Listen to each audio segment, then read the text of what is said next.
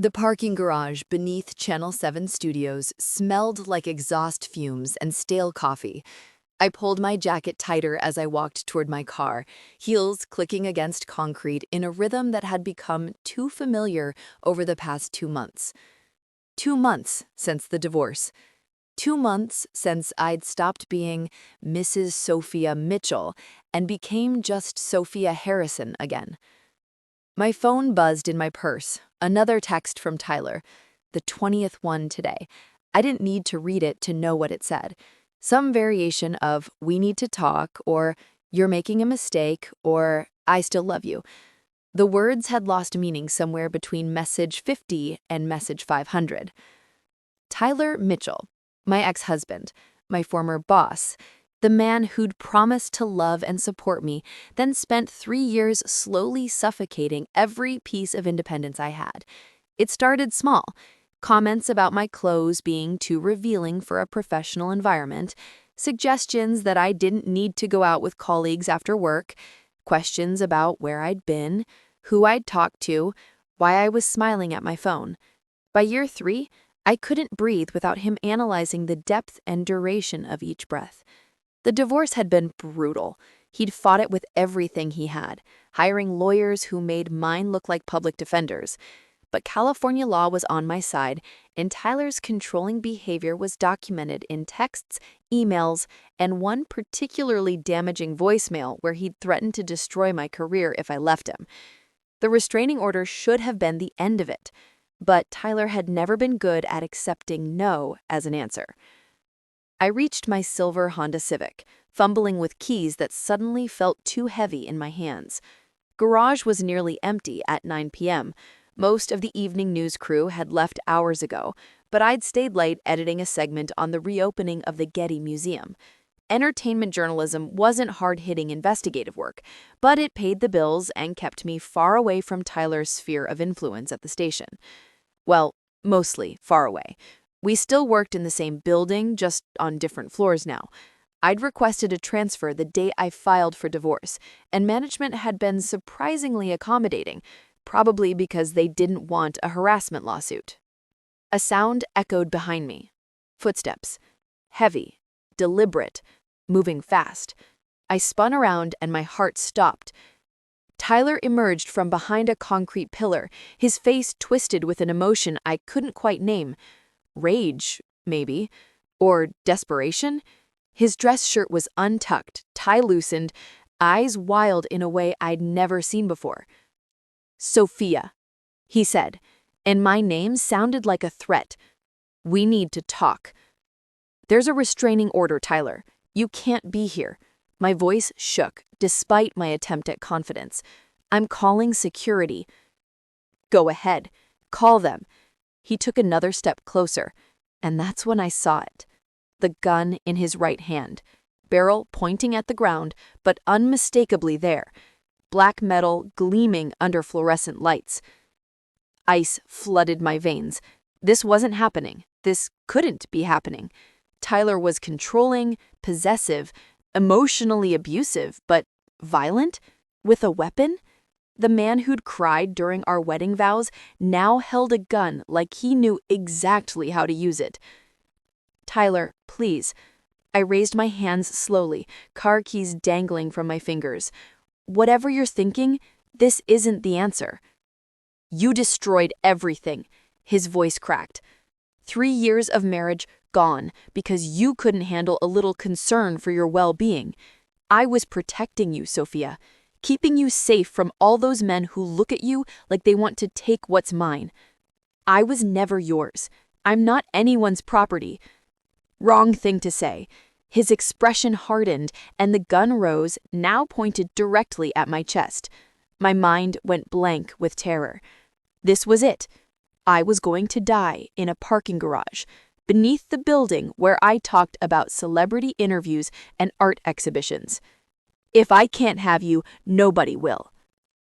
Time fractured. Tyler's finger moved toward the trigger. I couldn't breathe, couldn't move, couldn't do anything except watch my death approach in slow motion. Then everything happened at once. A black SUV came out of nowhere, tires squealing as it swerved between Tyler and me. The driver's door flew open and a man emerged, tall and imposing, moving with lethal grace. He covered the distance to Tyler in 3 strides, faster than should have been possible. Tyler tried to turn, tried to redirect the gun, but he was too slow. The stranger's hand shot out, grabbed Tyler's wrist, and twisted with brutal efficiency. The gun clattered to the concrete. Tyler howled in pain and swung wildly with his free hand, but the stranger blocked it easily, then delivered a precise strike to Tyler's solar plexus that dropped him to his knees. The entire confrontation lasted maybe 5 seconds. I stood frozen, unable to process what I'd just witnessed. The stranger kicked the gun away, then pulled out his phone and made a call with the calm efficiency of someone ordering coffee. Security breach. In the Channel 7 parking garage, Level 2. Armed assailant neutralized. Send police immediately. He rattled off the address without consulting any signs or directions. He knew exactly where we were. Tyler gasped on the ground, clutching his stomach. The stranger finally turned to look at me, and I got my first clear view of my savior. He was probably in his mid-30s, dressed in an expensive charcoal suit that fit too perfectly to be off the rack. Dark hair swept back from a face that belonged in a cologne advertisement, all sharp angles and perfect symmetry. But his eyes that caught me. Gray, like storm clouds, intense and calculating as they assessed me from head to toe. "Are you hurt?"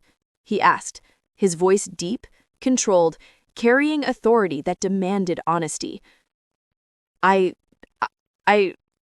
No, I don't think so. My legs felt like water. You saved my life." Yes. No false modesty, just a statement of fact. He glanced at Tyler, who'd managed to sit up against a pillar, still wheezing. "Is this your ex-husband?" How did he know that? I nodded, unable to find words. Sirens wailed in the distance, growing closer. The stranger moved to my side, his presence somehow both comforting and overwhelming. "The police will want your statement. Tell them everything exactly as it happened. Don't minimize or sugarcoat. That man intended to kill you tonight." I knew he was right. The certainty in Tyler's eyes when he'd raised that gun, there had been no hesitation, no doubt. He meant to pull that trigger. "Who are you?" I managed to ask. Something flickered in those gray eyes. Amusement, maybe. Or calculation? Someone who happened to be in the right place at the right time. "My name is Nicholas Hunt." Nicholas Hunt. The name tugged at something in my memory, but adrenaline made coherent thought impossible.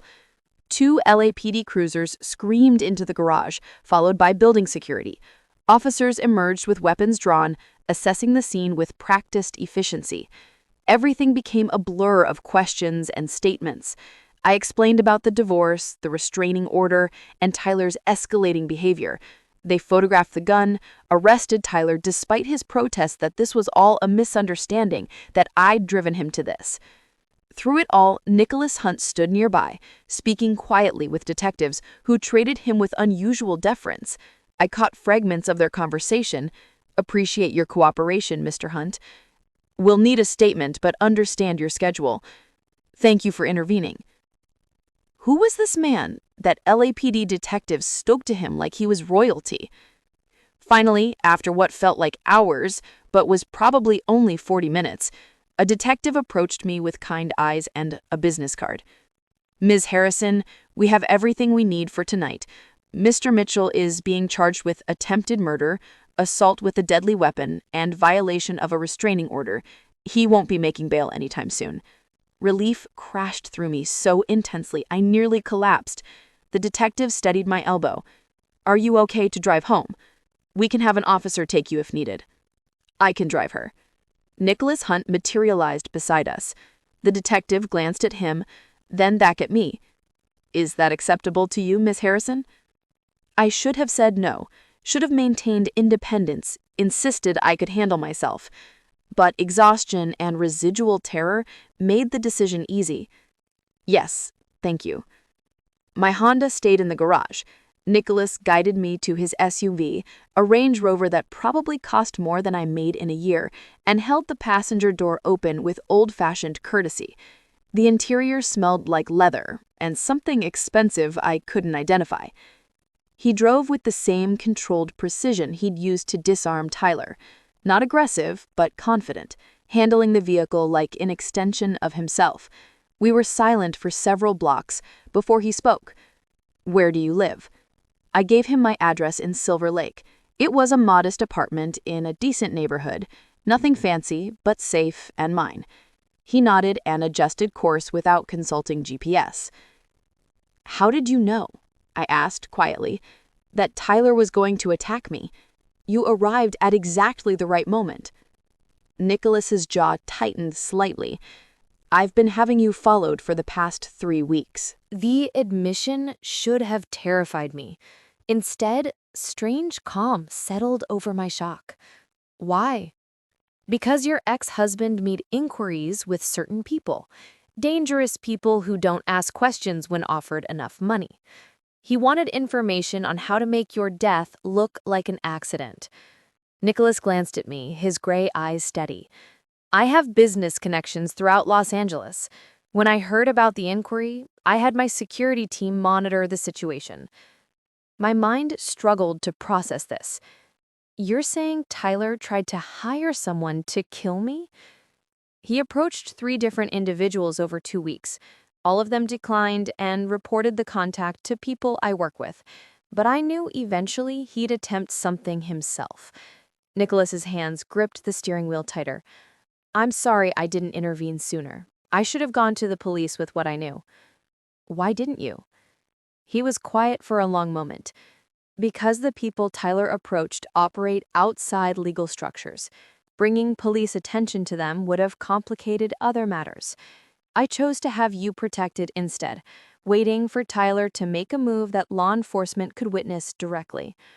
The explanation raised more questions than it answered. What kind of businessman had connections with criminals for hire? What other matters took priority over my safety? We pulled up outside my apartment building. Nicholas put the vehicle in park but didn't kill the engine.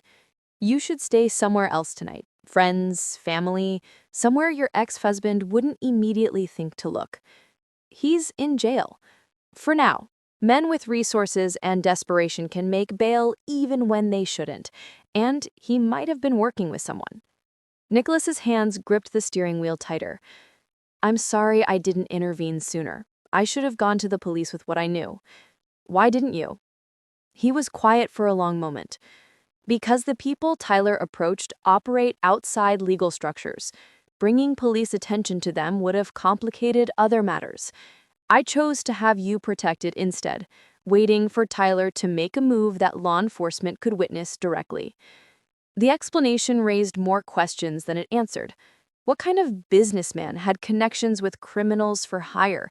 What other matters took priority over my safety? We pulled up outside my apartment building. Nicholas put the vehicle in park but didn't kill the engine.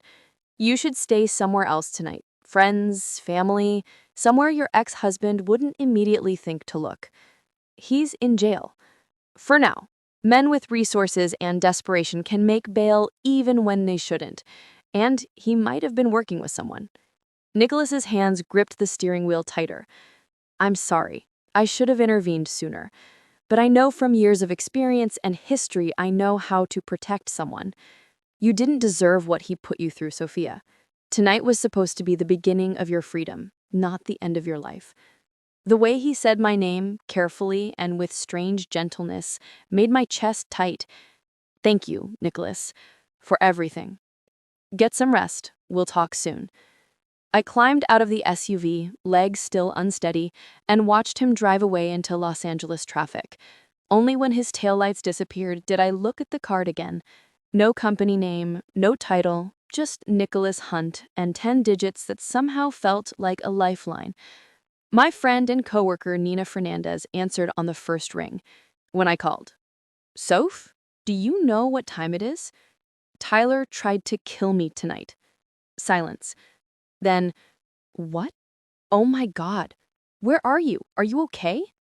I told her everything while climbing the stairs to my apartment. Nina, bless her, didn't interrupt with questions, just listened with the focused intensity that made her an excellent investigative producer. When I finished, she was already moving.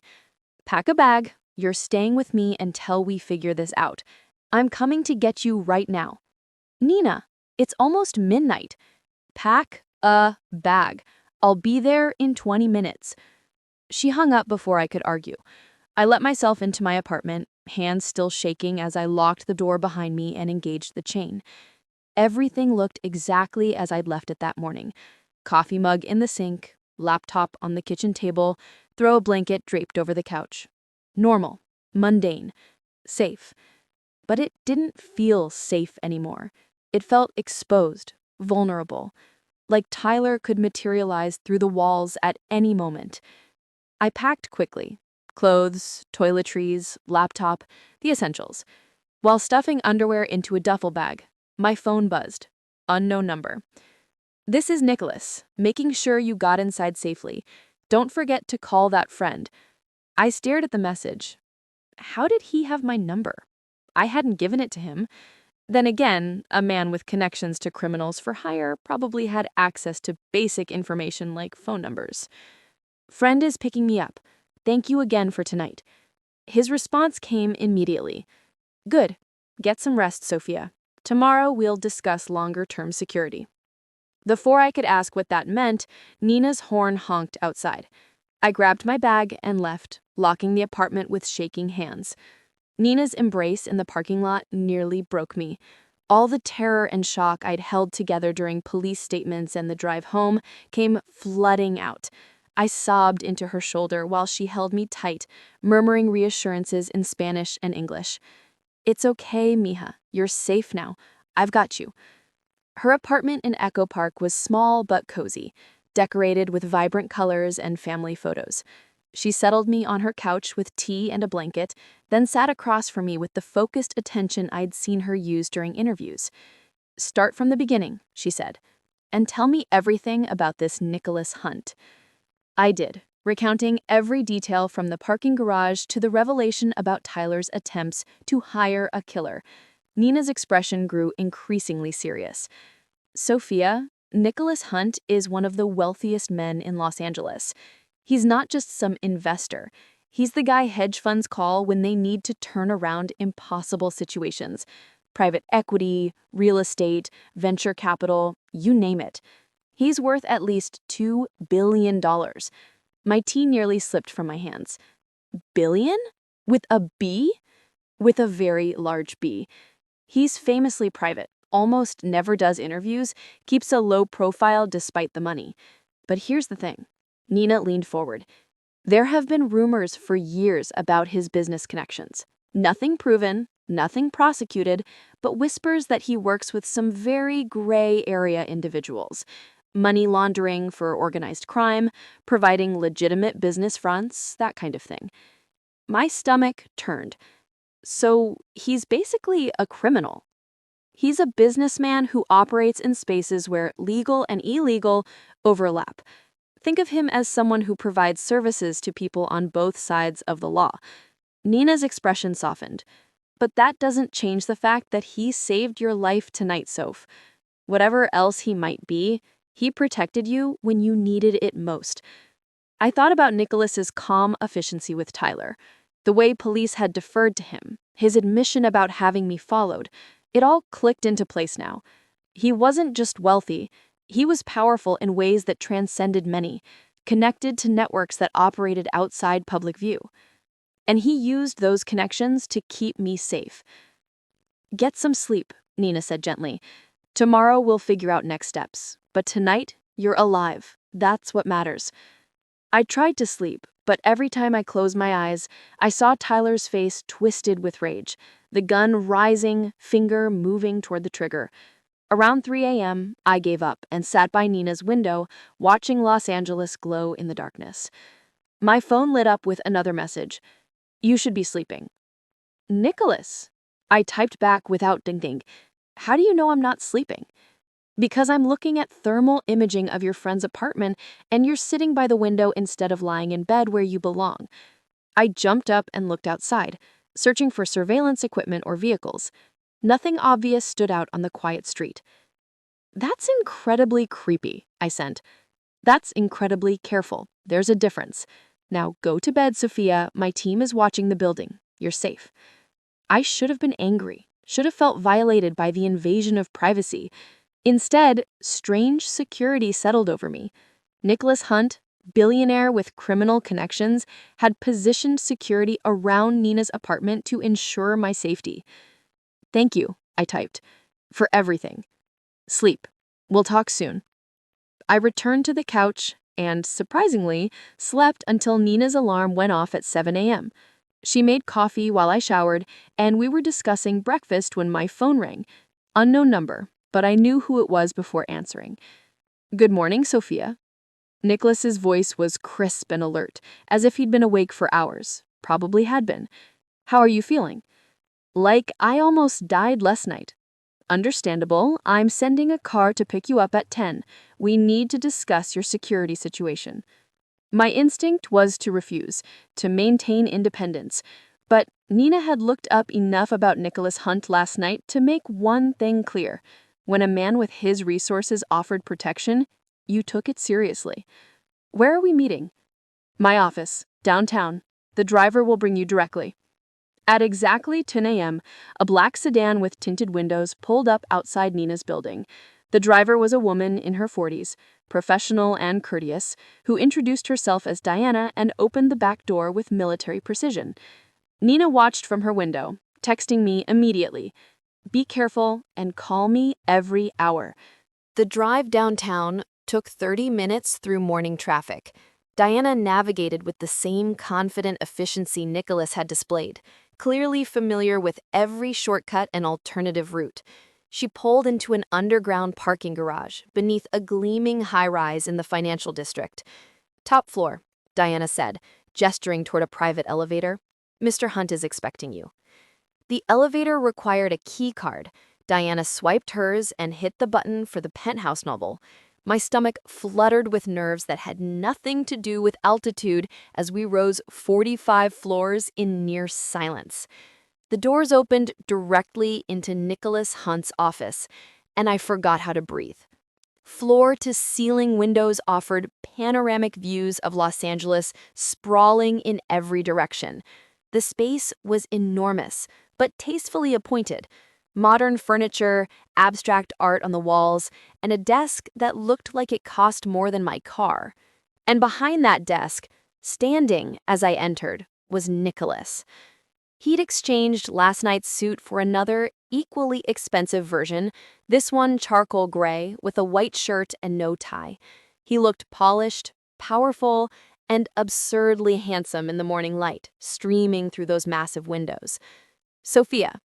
He came around the desk, gesturing to a seating area with leather couches that faced the view. "Thank you for coming. Coffee?" "Please." He poured from a French press that had been waiting, handing me a mug that was still warm. His fingers brushed mine again, and that same electric jolt ran through me. Our eyes met, and something passed between us. Recognition, maybe. Or possibility. Nicholas sat across from me, his expression serious. "I'll be direct. Your ex-husband made bail 2 hours ago." My heart stopped. "What? They said he wouldn't." "His father posted bond. Apparently, Tyler Sr. has more resources than expected, and their lawyer argued that Tyler has no prior criminal record and wasn't a flight risk. It's a travesty, but it's reality. He's required to wear an ankle monitor and maintain distance from you, but we both know how effective that will be." "So, what do I do? Hide for the rest of my life?" "No. You accept my protection until the trial, after which Tyler will hopefully be in prison where he belongs." Nicholas leaned forward, elbows on his knees. "I'm offering you a secure location to stay, private security, whatever resources you need to feel safe. No strings attached, no expectations. Just protection." "Why?" The question burst out of me. "You saved my life, and I'm grateful. But billionaires don't typically offer strangers unlimited security resources. What do you get out of this, Nicholas? He was quiet for a long moment, those gray eyes studying me with uncomfortable intensity. When he finally spoke, his voice was softer. Satisfaction of knowing I prevented a tragedy. I have resources others don't. Why shouldn't I use them to help someone who needs it? That's not the whole truth. A slight smile touched his lips. No, it's not. The complete truth is that I watched footage of your ex-husband attempting to murder you, and something about your courage in that moment resonated with me. You didn't beg or plead or try to bargain. You stood your ground even facing death. That kind of strength is rare. He paused. And worth protecting. The honesty was disarming. I searched his face for deception, hidden motives, anything that suggested this was manipulation, but all I saw was sincerity and something else I couldn't quite name. What kind of secure location? I asked carefully. I own a property in Malibu, gated, monitored, completely private, 5 bedrooms, so you'd have plenty of space, full staff, including security personnel trained by former Secret Service agents. You would be safe there while maintaining your life and career as normally as possible. I can't afford. I'm not asking you to pay anything, Sophia. Consider it a loan of space. I'm barely there myself, usually working from this office or traveling. The house sits empty most of the time. He set his coffee down. I understand this is overwhelming. You don't have to decide right now, but I want you to know the option exists. My phone buzzed. A text from an unknown number. You took everything from me. Now I'll take everything from you. Tyler, already violating the conditions of his bail by contacting me. I showed the message to Nicholas, watching his expression go cold and dangerous. That settles it, he said quietly. You're not staying in that apartment, or with your friend. Tyler knows where both locations are. Pack what you need. You're moving to Malibu today. Nicholas. Today. Sophia. His tone left no room for argument. That message is a direct threat. He's escalating, not backing down. I won't watch you become a statistic because you're too stubborn to accept help. He was right, and we both knew it. Tyler had posted bail specifically to continue his obsession. The ankle monitor would only track his location, not prevent him from acting. And if he was already texting threats just hours after release, things would only get worse. Okay, I heard myself say. I'll go to Malibu. Something flickered in Nicholas's eyes. Relief, maybe. Or satisfaction. Good. I'll have Diana take you to collect your things. My security team will sweep your apartment first to ensure it's safe, then help you pack. I need to tell Nina. Of course, but perhaps not the exact location. The fewer people who know where you are, the better. We stood simultaneously, and suddenly we were very close together.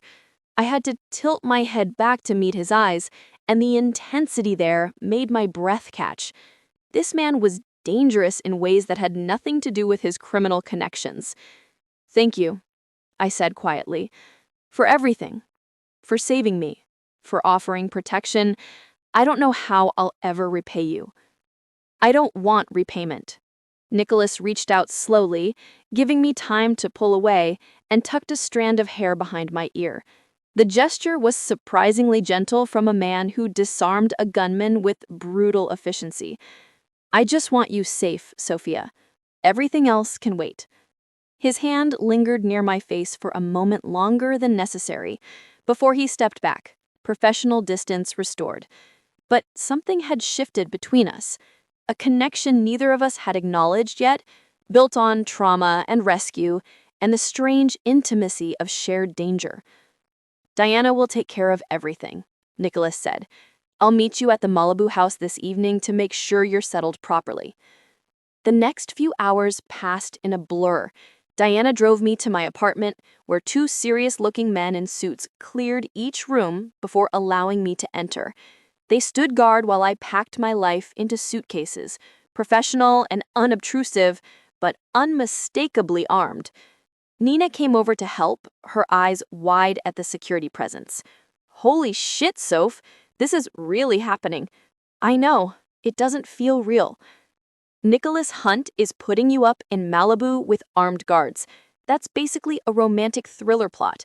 She folded clothes into my suitcase with practiced efficiency. Are you sure about this? I mean, we don't really know him. I know he saved my life, and I know Tyler sent me a death threat 2 hours after making bail. She showed her the message.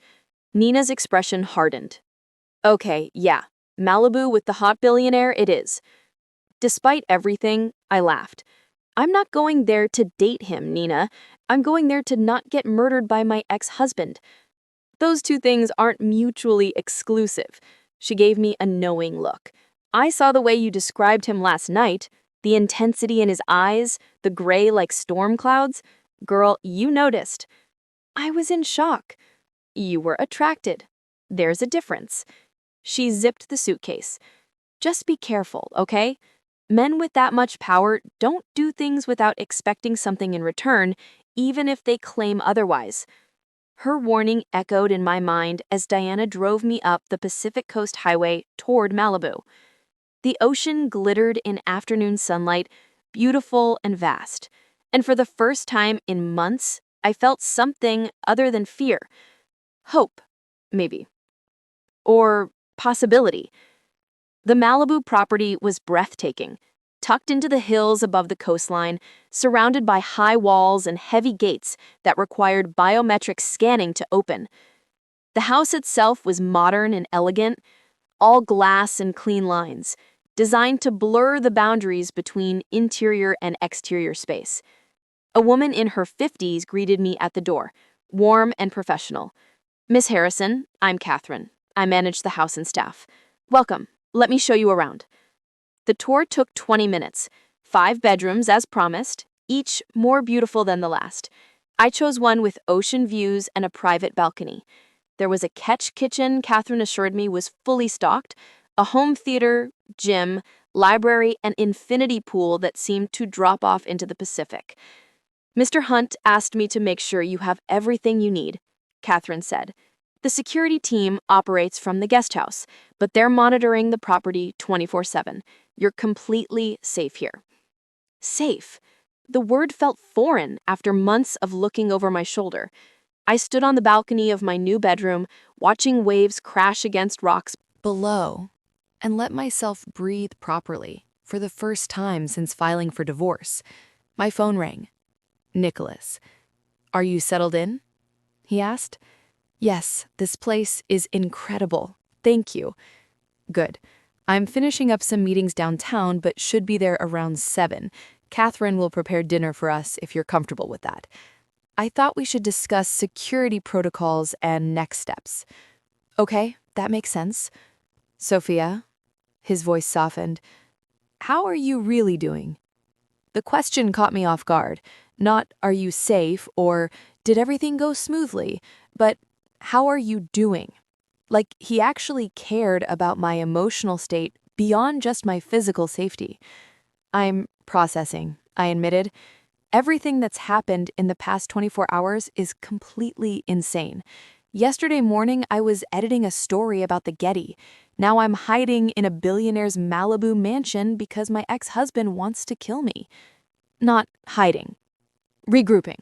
There's a difference. Nicholas paused. You're allowed to fall apart, you know. Most people would have collapsed by now. I'll collapse later. Right now, I need to stay functional. Fair enough. See you at 7. Catherine served dinner on the terrace overlooking the ocean. She'd prepared salmon with asparagus and risotto that tasted like heaven. Nicholas arrived exactly at 7, trading his suit jacket for a more casual blazer, looking somehow more dangerous in the informal setting. We ate as the sun set, painting the sky in oranges and pinks. The conversation flowed easier than expected. Nicholas asked about my work, seemed genuinely interested in entertainment journalism, despite obviously moving in much more serious circles. I asked carefully about his business, and he answered with practiced vagueness that revealed nothing concrete. The security team will do perimeter checks every 2 hours, he said over coffee. Catherine stays in the main house at night, and there's a panic button in every room that connects directly to both the security team and police. Your ex-husband would need to breach multiple layers of defense to get anywhere near you. You've thought of everything. I try to. His gray eyes caught mine. I meant what I said earlier, Sophia. You're safe here, for as long as you need. What if the trial takes months? I can't just live in your house indefinitely. Why not? He said it like it was the most reasonable thing in the world. The house sits empty otherwise. You'd actually be doing me a favor by using it. Billionaires don't need favors from unemployed journalists. You're not unemployed. You're on temporary leave, and everyone needs something, regardless of how much money they have. Nicholas set his coffee down. Want to know what I need, Sophia? My heart beat faster. What? To know that someone I pulled off death's edge is thriving, not just surviving. To use resources that would otherwise sit idle for something meaningful. To prove to myself that not every situation I encounter ends in compromise and moral ambiguity. He leaned forward slightly. You represent something pure in a world that's mostly gray. Let me protect that. The honesty was overwhelming. This man, this powerful, dangerous, connected man, saw something in me worth protecting beyond just basic human decency. And the way he looked at me made it clear this wasn't purely altruistic. I should tell you something, Kyria, I said quietly. My marriage to Tyler was awful, long before he tried to kill me. He controlled everything, monitored everything, made me feel like I couldn't breathe. Being here, accepting your help, it brings up complicated feelings about dependence and autonomy, and whether I'm just trading one form of captivity for another. Nicholas's expression went very serious. I understand that concern, and I want to be clear about something. He reached across the table, not touching me, but close. You're not my prisoner, Sophia. You're not my responsibility or my project. You're a person who deserves safety and the chance to rebuild her life. If at any point this arrangement makes you uncomfortable, you walk away. No questions, no guilt, no consequences. This is about giving you options, not taking them away. Tears pricked my eyes unexpectedly. Thank you for saying that. I mean it. Every word. He pulled his hand back, giving me space. Now get some rest. Tomorrow we'll discuss longer-term plans, but tonight, just sleep. Really sleep, without fear for the first time in months. He left shortly after, and I stood on the terrace watching his taillights disappear down the winding driveway. Catherine appeared with fresh towels and a gentle smile. Mr. Hunt is a good man. Whatever you might hear about his business, whatever rumors float around Los Angeles, I've worked for him 5 years and never seen him be anything but honorable. You're in good hands here. That night, I slept for 10 hours straight. No nightmares, no panic attacks, just deep, dreamless rest in a bedroom that felt like a sanctuary. When I woke, sunlight streamed through the windows and the ocean sparkled below. My phone had 3 messages, one from Nina checking in, one from my lawyer updating me on Tyler's bail conditions, and one from Nicholas. Good morning. Hope you slept well. I'm at the office all day, but call if you need anything. Catherine will take care of you. I spent the day exploring the property, swimming in the pool, reading in the library. It felt surreal, this temporary life of luxury and safety. But underneath the surface calm, anxiety simmered. This couldn't last forever. Eventually, I'd have to return to reality, face the trial, rebuild my career. Tyler would go to prison, hopefully, but then what? Go back to my apartment, looking over my shoulder for the rest of my life? Nicholas called that evening. How was your day? Peaceful. Strange, but peaceful. Good. I'm bringing dinner tomorrow night, if that's okay. There are some things we should discuss. The next evening, he arrived with bags from Nobu, one of LA's most exclusive restaurants. We ate on the terrace again, and I found myself relaxing into his company. He was easy to talk to when he wanted to be. funny in a dry way, surprisingly well read. You mentioned there were things to discuss, I finally said, sipping wine that probably cost more than my monthly rent. Nicholas set down his fork, his expression turning serious. Your ex-husband violated his bail conditions by contacting you. My lawyer has already filed a motion to have his bail revoked. The hearing is scheduled for next week. Will it work? It should. Direct threats via text message are difficult to explain away. But there's something else. He pulled out his phone, showing me several photographs. Tyler meeting with unfamiliar men in parking lots, restaurants, dark alleys. My security team has been following him since his release. These men he's meeting with, they're not lawyers or friends. My stomach dropped. Who are they? People who take money to solve problems. The same type he approached before trying to kill you himself. Nicholas's jaw tightened. Tyler hasn't given up, Sophia. He's planning something, and this time he's being smarter about it. Fear crashed through the peace I'd felt all day. So what do? We stay ahead of him. My team is monitoring every move he makes. We've also alerted the police, though they're limited in what they can do without direct evidence of intent. He reached across the table, taking my hand. The contact sent electricity through me. I won't let you hurt you. I promise you that. His hand was warm, strong, completely engulfing mine. And the way he looked at me, with such fierce protectiveness, made my heart race for reasons that had nothing to do with fear. "Why do you care so much?" I whispered. Really, not the practiced answer about having resources and preventing tragedies. The real reason. Nicholas was quiet for a long moment, his thumb tracing circles on the back of my hand. "Because from the moment I saw you standing in that parking garage, refusing to show fear, even with a gun pointed at your chest, I couldn't look away. Because you remind me that courage isn't about not being afraid, it's about standing firm despite the terror. Because in a world where I deal with people who'd sell their souls for money or power, you represent something honest and real." He paused.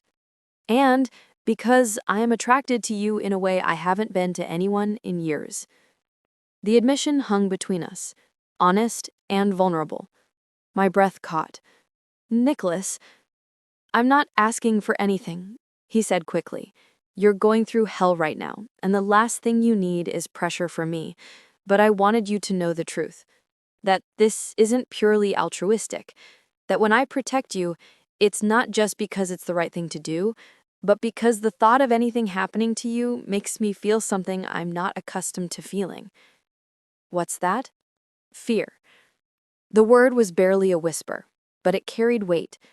Nicholas Hunt, billionaire with connections to the criminal underworld, who moved through danger like it was nothing, was afraid. For me. "I'm attracted to you too," I heard myself say.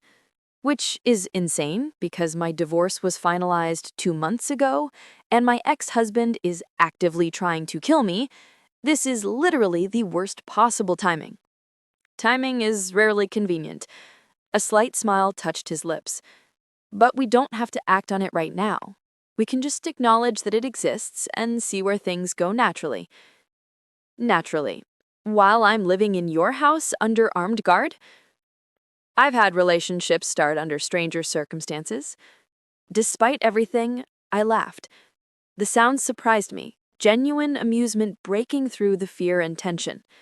Nicholas's smile widened, transforming his face from dangerously handsome to absolutely devastating. "There it is," he said softly. "I was wondering if you still remembered how to laugh. It's been a while. We'll work on that." He squeezed my hand once before releasing it. "From now, just focus on taking care of yourself. Read, swim, relax. Let my team handle Tyler. Your job is to heal from what he put you through." Over the next 2 weeks, I fell into a rhythm. Mornings spent swimming or working out in the gym. Afternoons in the library, reading books I'd never had time for when working full-time, and managing Tyler's emotional demands. Evenings often included Nicholas, who started coming to the house more frequently. Sometimes we ate dinner together. Sometimes we just talked on the terrace, watching the sun set over the Pacific. Nina visited twice, her eyes wide at the property. This is insane, Saf. You're living in actual paradise. Temporary paradise, I corrected. This isn't my real life. Maybe it could be. She gave me a knowing look. The way Nicholas looks at you, girl, that man is falling hard. It's complicated. Love usually is. But was it love, or just trauma bonding and attraction in high-stress circumstances? I couldn't tell anymore. What I did know was that every time Nicholas arrived at the house, my heart beat faster. Every conversation revealed more layers to this complicated man who prayed. I never saw him pray, but Catherine mentioned the small chapel on the property where he sometimes spent early mornings. Tyler's bail was revoked after the hearing. He'd sent 17 more threatening texts despite explicit court orders not to contact me. The judge was furious, sending him back to jail to await trial. Nicholas's lawyer assured me that with the new evidence of continued harassment, Tyler would likely face additional charges and a much longer sentence. "It's over," Nina said when I called with the news. "He can't hurt you anymore." But somehow it didn't feel over. Nicholas's security team still maintained 24-hour surveillance. The panic buttons remained active, and Nicholas himself seemed more tense than relieved by Tyler's return to custody. "What aren't you telling me?" I asked him one evening. We'd finished dinner and moved to the living room, sitting close together on the couch facing the ocean view. Nicholas sighed, the sound heavy with something I couldn't identify. Tyler made phone calls from jail before his bail was revoked. My sources indicate he was finalizing an arrangement with someone. An arrangement for what? To hurt you after the trial, assuming he's convicted. A delayed revenge plan. He turned to face me fully. He's paying someone to wait until all this is over, when your guard is down, and then strike.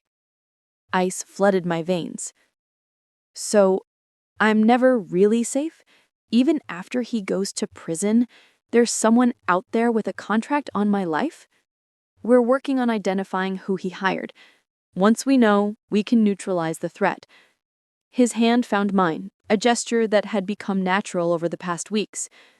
But it means you need to maintain security protocols even after the trial, which I know isn't what you wanted to hear. What I wanted to hear is that my nightmare ex-husband is behind bars and I can go back to my normal life. Tears of frustration burned my eyes. I'm so tired, Nicholas. Tired of being afraid, tired of looking over my shoulder, tired of living in limbo. I know. He pulled me close, and I didn't resist, letting myself lean against his chest.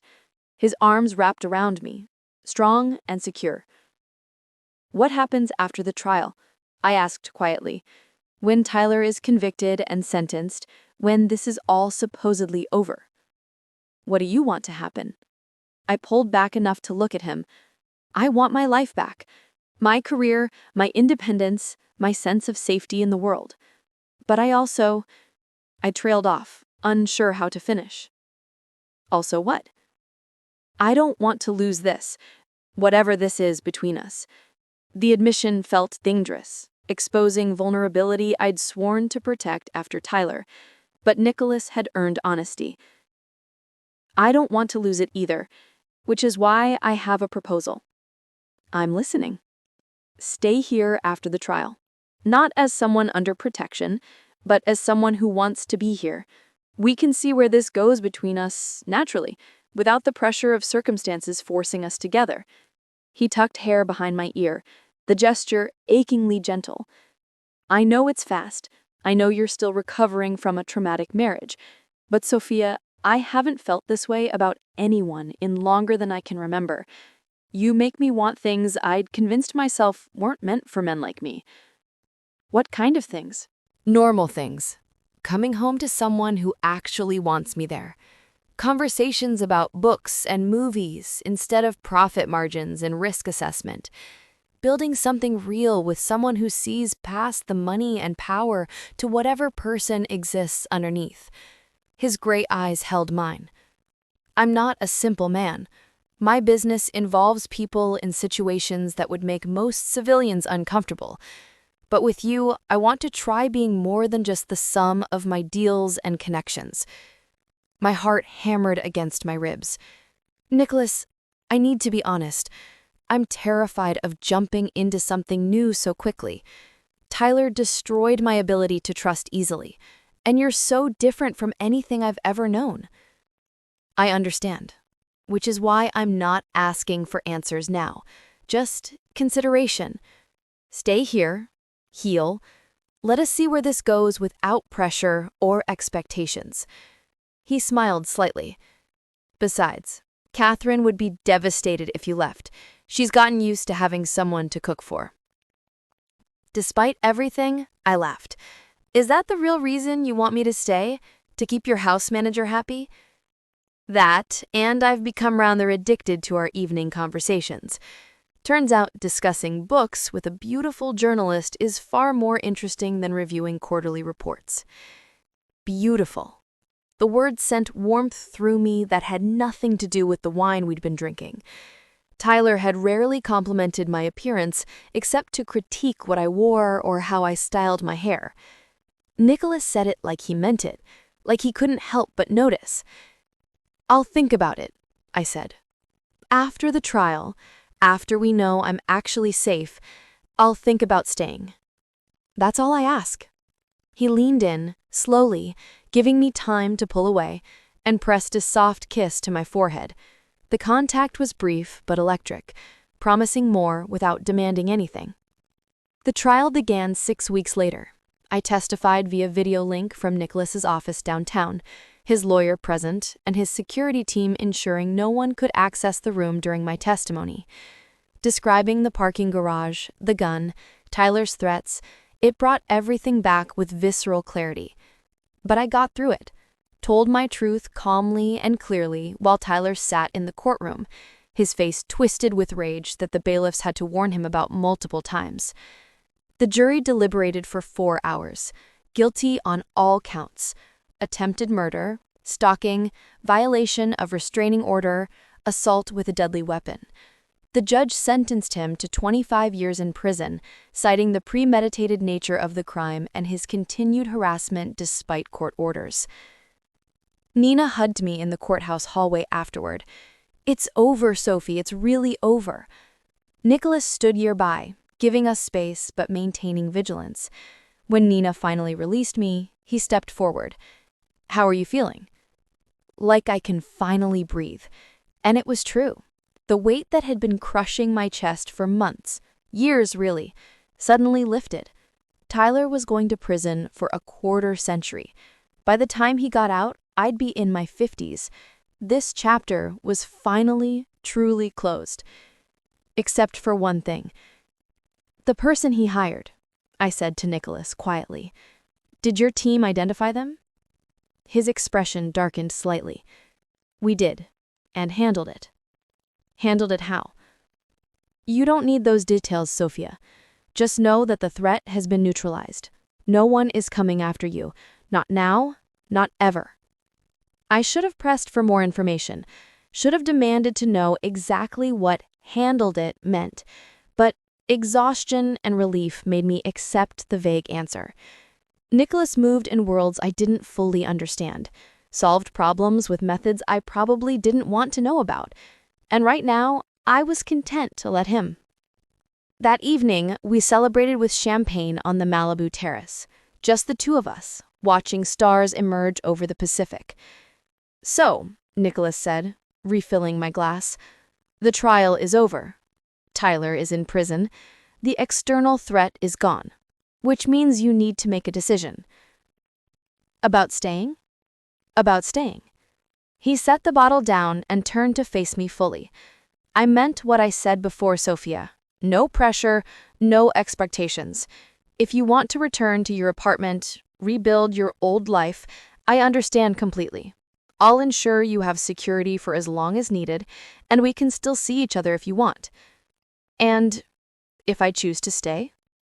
Heat flared in his eyes. Then we see where this goes.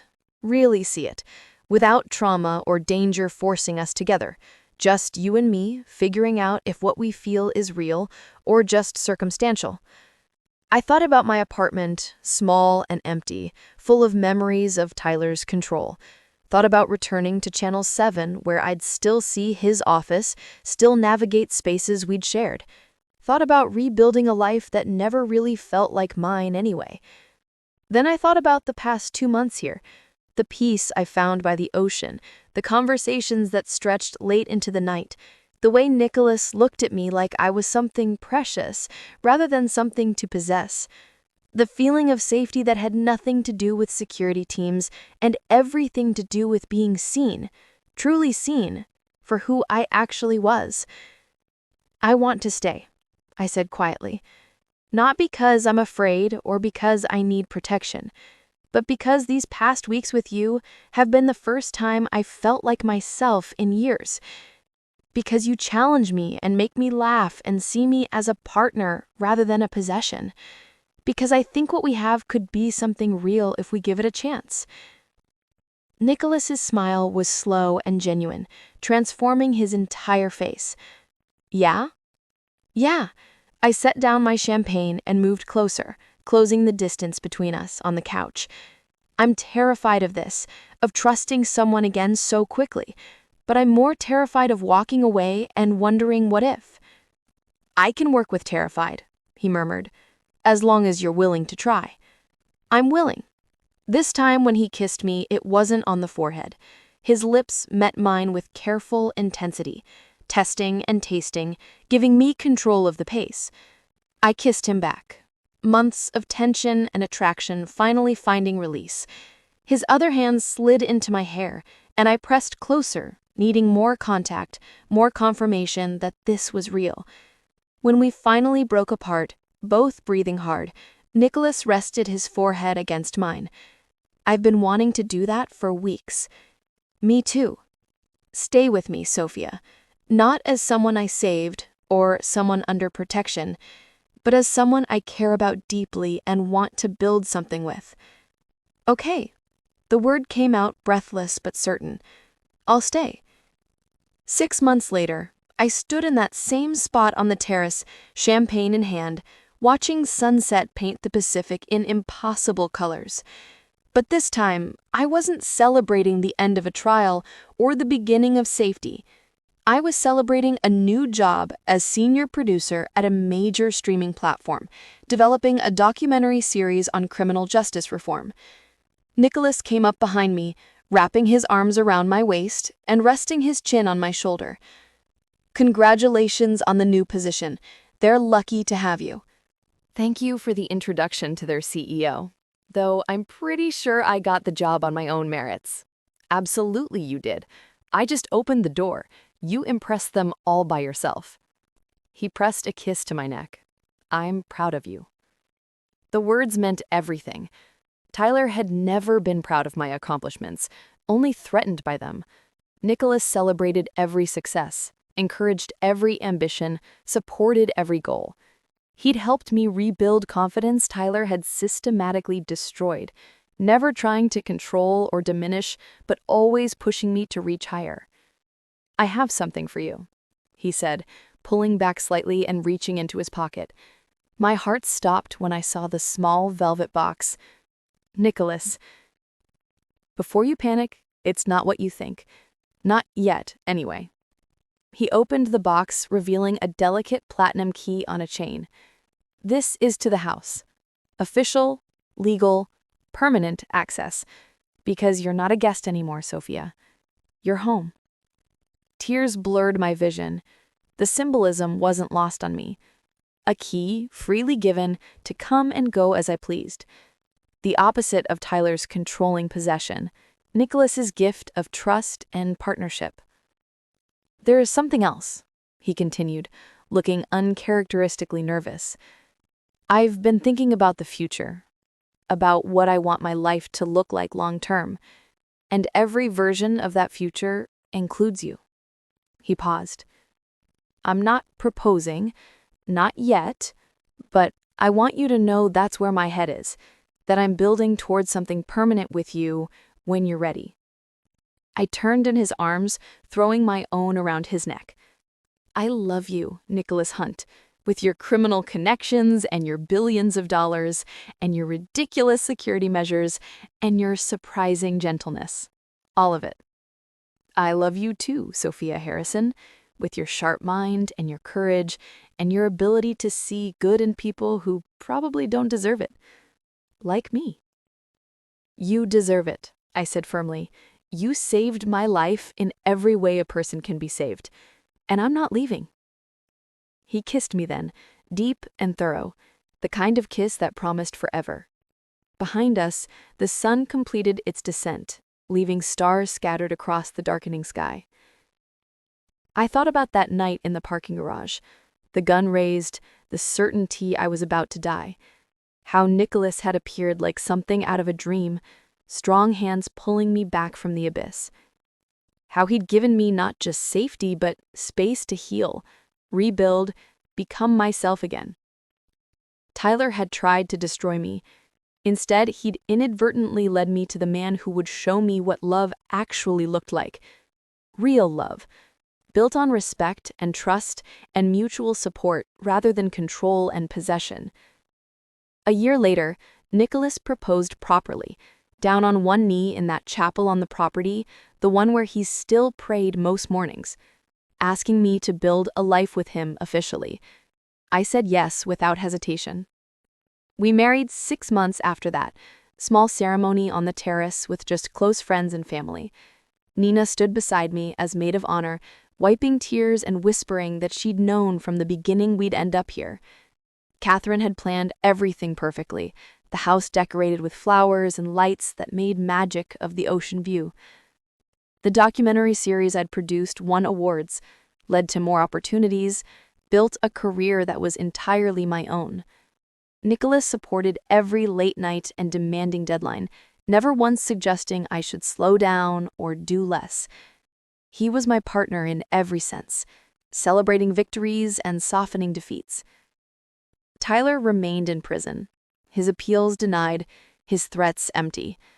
Sometimes I thought about him, wondered if he understood what he'd lost through his obsession and violence. But mostly I didn't think about him at all. He was the past, a dark chapter that had somehow led to an unexpectedly beautiful present. 3 years after Nicholas first grabbed my hand and pulled me back from death, we stood together on that same terrace. My hand rested on my growing belly, our first child moving beneath my palm. Nicholas's hand covered mine, his expression soft with wonder. "I never thought I'd have this," he said quietly. "A family, a home that's actually a home. Someone who knows everything about me and stays anyway. I never thought I'd trust anyone enough to build this kind of life. But you showed me that not all love looks like possession, that the right person makes you more yourself, not less." He kissed my temple, then knelt to kiss my belly, talking to our daughter in soft tones about all the things he wanted to show her, the ocean, the stars, what it meant to be strong and kind simultaneously. I looked out at the Pacific, watched waves crash against rocks that had stood for millennia, thought about how life could change in an instant, how terror could transform into safety, how near death could lead to more life than you'd ever imagined possible. Tyler had wanted to kill me that night in the parking garage. Instead, he'd inadvertently given me everything I'd never known I needed. Because Nicholas Hunt had grabbed my hand when I was falling, and true to his word, he'd never let go. Not in the parking garage, not during the trial, not through the healing and rebuilding. Not now, and not ever. Some hands, once they hold you, never release. And if you're very lucky, you don't want them to. If this story touched your heart, don't forget to like this video and subscribe to our channel for more incredible love stories that will make you believe in second chances. What did you think of Sophia and Nicholas's story? Have you ever had to start over after a difficult situation? Share your thoughts in the comments below. We love hearing from you. And if you know someone who needs to hear this story about courage, healing, and finding love again, share this video with them right now. Click the notification bell so you never miss our next story. Trust me, you won't want to miss what's coming next. See you in the next video.